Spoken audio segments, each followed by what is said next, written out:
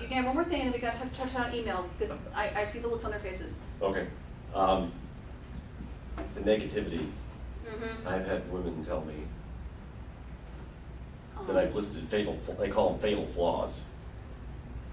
And those of us that have been down the aisle before, obviously, if there is a fatal flaw that you don't want to repeat, I think that's worth putting into the profile at some point, because Can you give me an example?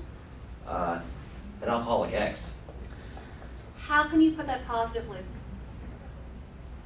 And women come back and said, Fred, I appreciate knowing that, because it would have been kind of a, probably likely a waste of time to, because if they're recently recovering, right? I don't know how you put it positively, but. So you're right. Typically, I'll tell you for 12-step programs. Okay. Most of them are recommending, and same thing, it's up to the folks who are in them, but most of them are recommending the first 90 days you don't get any kind of relationship. Oh yeah, right. And then there's, if people are still their own people. Right. And even longer, preferably.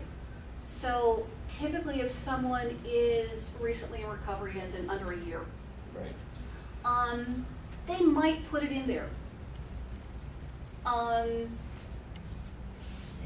So carefully.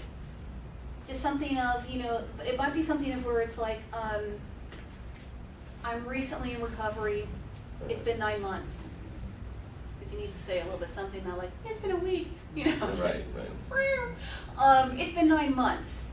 So you have that caveat where we're like, okay, they have a little track record under their belt. It's been 9 months. I'm not ready for marriage quite yet. Please read, I just heard you're interested in it, just not quite yet. Because I've heard some guys where they're divorced and their attitude was, and it varies by decade, for if people want a life partner or a life partner spouse, because not everyone necessarily wants to get married, and some folks have been divorced more than one time. I've heard this more from men, but I hear it from some women where they're like, I never want to do marriage again. I want a life partner, I want to live together, I want commitment, not marriage. And they've used subtle phrases in the profile about I'm looking for a life companion, blah, blah, blah, blah, not necessarily leading to marriage again.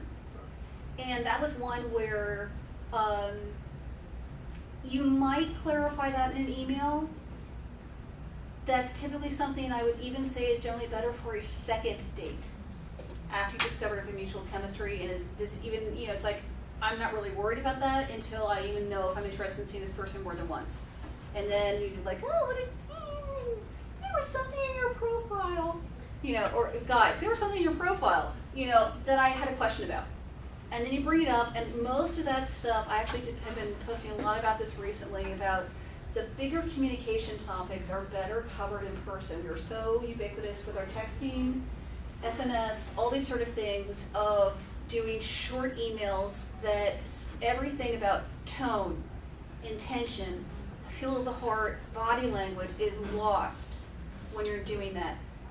I know we all text and we all do emails, and it's totally fine. There's just kind of what you cover in text and email and what you've got to cover in person. And generally stuff that is a little more personal, a little more specific, a little more tell me really the story, needs to be done in person, and typically around the second date and after.